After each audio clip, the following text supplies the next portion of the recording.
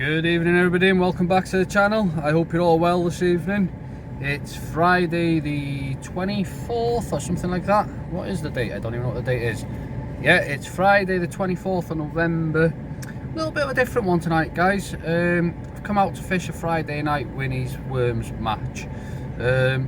It's a bit of a get together, usually anywhere between 15 and 20 anglers, and it's a small match, good bit of fun, and everything goes in a pot and gets split between first and nominated fish, etc. I don't usually do a video to cover this sort of thing because it's not really something that I'm very knowledgeable in, and it's something I've only really started doing in the last year or two, and I've been quite enjoying it. I find it quite good to meet new people, learn things, and I learn and pick up tips off match anglers, which I've been putting into my summer fishing. Even though it's winter now, but it's you're hoping for a whiting fest, but it's good. So I don't usually cover this thing, but I haven't done a video for a week or so, but I have been out. Now, some of you may be aware, some of you may not be aware. When I was last out, I was fishing with my good friend Disco Dan, and I'd had a bit of a funny turn and I wasn't feeling too well. I've had this lingering cough for a couple of weeks now, but I'm one of those guys that's just up, go, carry on. So that's what I've been doing, up, go and carry on. Anyway, I was out fishing with Disco Dan and I was feeling quite unwell. I was feeling quite unwell, so we packed up, made our way home. On the way home I had a bit of an incident where I had a pain in my chest and wasn't sure if I was having a heart attack or not. But me being stubborn, I went home, had a bath, went to bed and got up in the morning for work. Now, I wasn't feeling too great, but I went to work later on for the GP to phone me, and was quite concerned, and had said that he thought that I'd had a heart attack, and basically 999 were called. I was rushed into hospital, which is only 3 days ago. I was rushed into hospital, and cut a long story short, basically I haven't had a heart attack, thankfully, but I have got a scarring and some clouding on my left lung and an infection in the tissues around my lung. So I'm on a dose of antibiotics. I'm being told to take it easy. Should I be out fishing tonight? I don't know. Life's too short to should I. So it's a comfortable fishing tonight. We've been very lucky to drive on to Holyhead Breakwater, only as it's an organised match. So it's nothing straining. It's going to be nice, simple fishing by the side of the van, not carrying my gear about. I'm feeling a bit like shit, if I'm honest. My arms still feel heavy, and I am coughing, but I've been coughing for 3 weeks anyway. The antibiotics, I'm 48 hours into the antibiotics, so with a bit of luck they're kicking in, and hopefully I can shake this horrendous thing that I've been carrying around with me. Anyway, I won't bore you anymore, so until I get set up and get fishing, what I'll do is I'll show you a couple of clips, and I'm smiling. I'll show you a couple of clips from when me and Disco were out on Monday night. And have you ever seen a man fight a lobster? Check this out. What's the Disco man got you? A lump of flipping weed. Huh? Oh, a lobster, a good old lobster as well. Disco Dan, the lobster man. Davi, today? Eating posh, Dan? Well, I've been for the last fortnight. Eating posh, eating well. Davi, Dan? Yeah, today? Worth the climb on? Yeah. Well, there we are, guys. Disco Dan has made the climb worthwhile. He's got himself another lobster for tea. Huh? I've not had no action. I have had a bit of nibble on this, and I said to Dan just now it looked crabby, don't Dan? Oh, good bolt on it. Yeah, so who knows, I'll give it a minute, then I'll check it. I'm not going to lie, guys, I'm not feeling myself tonight. I'm feeling a bit under the weather. Can't seem to get warm. Disco Dan, by the way, is scared of lobsters, can you tell? The lobster should be scared.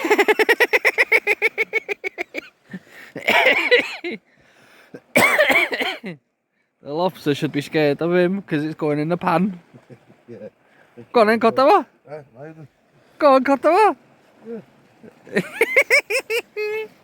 Go on, Dan.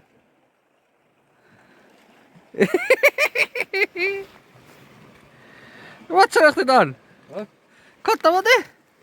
Yeah. I'm telling him, by the way, guys, to pick it up in Welsh. Kotawa topi ben. Oh, Tim.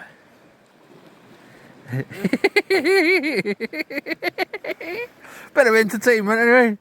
The fisherman that's scared of a crab. Go on, Dan. Make friends with the lobster, Dan. There's a lot of you. Ah, well, let's have a look at your lobster, lah. Disco Dan, the lobster man. Nice one, boy. Holding the film there, or the phone even, to do a bit of recording. We've both got one rod out each, and I'm going to just do a quick baiting demonstration for newbies fishing for congers and huss and stuff, and just how I do it. So I'll do a mackerel one now, just to show you how I bait her. So if you tune in down here, Dan. So obviously got a whole mackerel. I'm going to cut that in half, and I always cut it on an angle like that. It's still frozen, but there we are. Solid frozen actually, so that's still frozen. So we've got half a mackerel there. Then I've got a 120 pound hook link, and at the end of that I've got a 6/0 circle,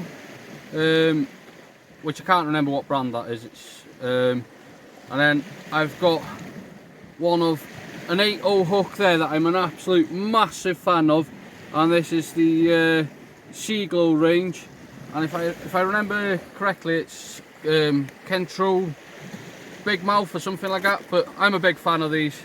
And what I do is I slice the mackerel right from the tip of its nose, obviously taking your time so you don't slip into your hand, like that. Then I put a couple of slices on either side of the mackerel, and you'll see why I do that in a minute.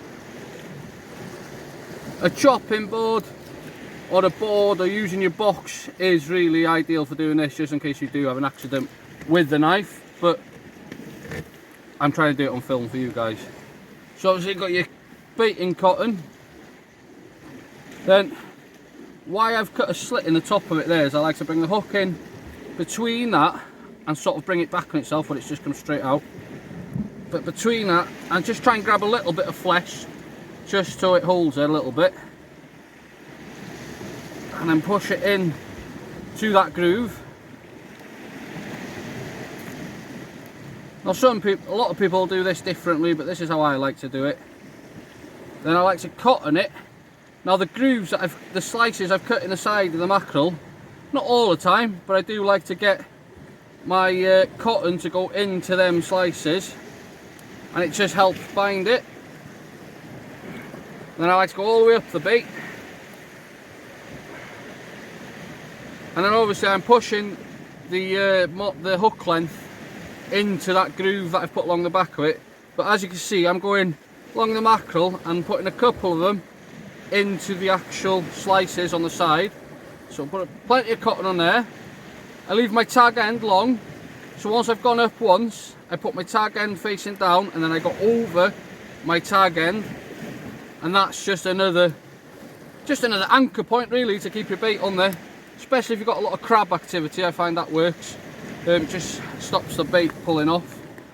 Then the 6/0 circle I bring down, I wrap that. Now I know a lot of people don't like wrapping it, but I like to wrap that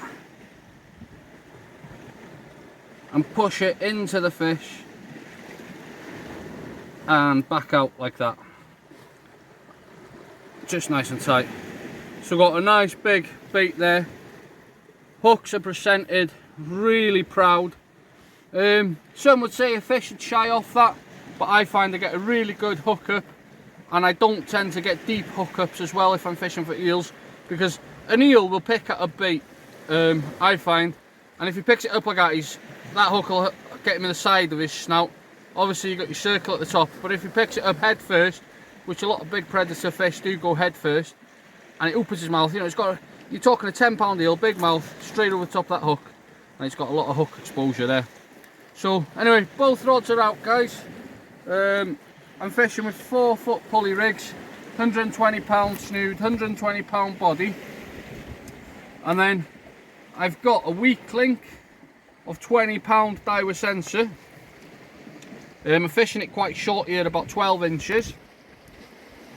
That's on a Gemini clip, just like that, and then that'll clip onto there, and then all that does is you give your lead a twist, and all by doing the twisters it makes all the lines crinkle up into a ball, if you like.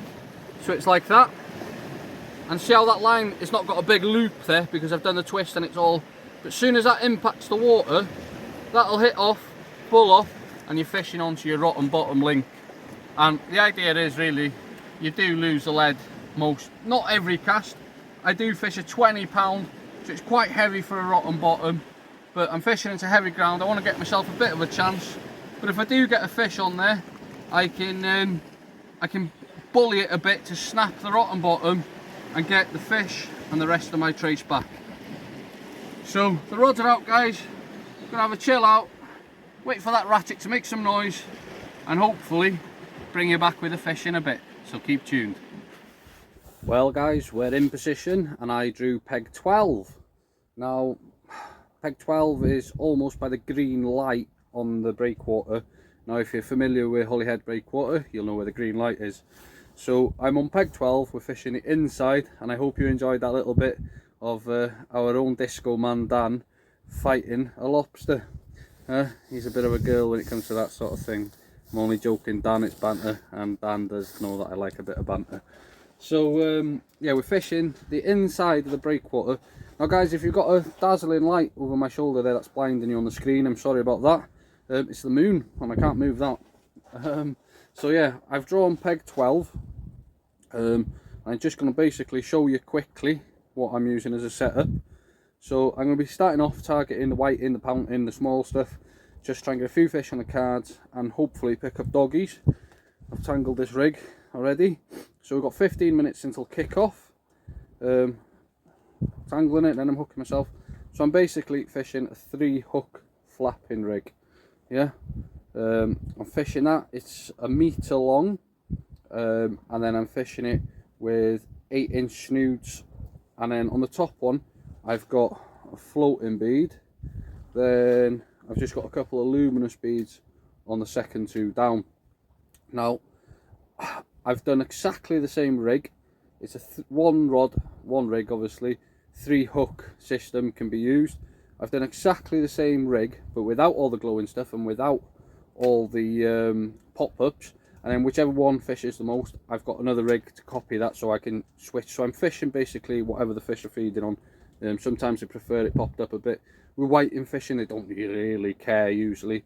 So yeah, that's the rig I'm using, and then I'm going to use something tonight which is way out of my sort of style of fishing, but I'm going to turn a few lights off here and I'll show you. I bought these off a chap a couple of weeks ago. I haven't yet given them a go, but let me just show the light, turn the light off. If I can find the switch for the light is another thing. Where is the switch? There we are. So glow in the dark pyramid leads, eh? Not something I've ever used. It doesn't really fit in with my sort of fishing with rough ground and stuff like that. That's been on the light for a couple of minutes there just whilst I've been talking. But these match anglers reckon it works. Not in all situations, but they reckon it works. If you're on my social media and you'd like to purchase some of these, the chap that sells them is on my social media and his name's Dave Wally, I think I've pronounced that right. Send him a message. He sells them, he sells a lot of them. I won't tell you how much he sells them for because I'm not sure what he'd charge if you bought a bulk of them or etc, but he is cheaper than buying them from a lot of places. I think I bought 6 or 7 off him. I bought green ones, a couple of blue ones, and a couple of golf ball ones. He does all sorts of shapes, but check him out if that's what you're into and that's what you're after. So whilst I now get ready to get fishing, I'll flick you onto a little baiting demonstration from the video the other night with Dan, and that'll be the last clip I have from the other night's video until obviously we had to pack up and I had to go home. Wasn't well, and for all that knew that I wasn't well and sent me messages, thank you very much. It's not something I'd really put on social media or mention, but I did bump into a YouTube fan in the waiting area at the hospital. So sorry sir, I can't remember your name, but I do know I spoke to you at Malcolm's, which is our local tackle shop, a few months before. So yeah, thank you very much for your kind words, and I hope you're well too. So guys, I'm gonna get ready to get fishing. Well guys, I'm 2 casts in now and 2 fish in, 2 whiting. Oh, there we are, that's better. 2 whiting. So yeah, to start, I'm not gonna lie though guys, I'm out of breath and I'm struggling, so it'll be just a nice steady one for me tonight, and whatever the end results are, the end results are. Ooh. Nice and comfy fishing. I wouldn't have done this tonight to be honest, only that it's comfy. I'm by my van. I should have the kettle on, but I'm not feeling it. There we go, whiting nibble in there again. I like to fish quite slack when I'm fishing for whiting. There's a fish on that, I'm going to sort that out. So what I'll do is we'll put you on there, like that, because I forgot my stand, because that's the sort of crap that I do. There we are.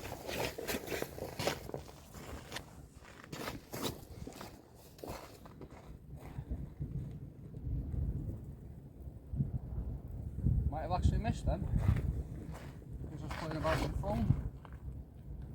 Is there anything on there? There ain't big.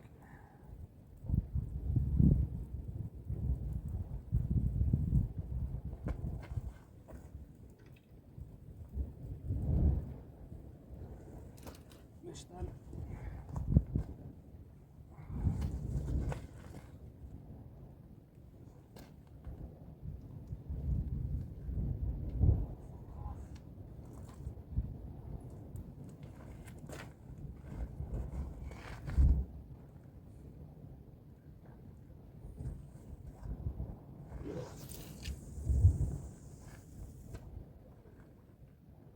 So I missed them fish guys, because I was playing about with the phone.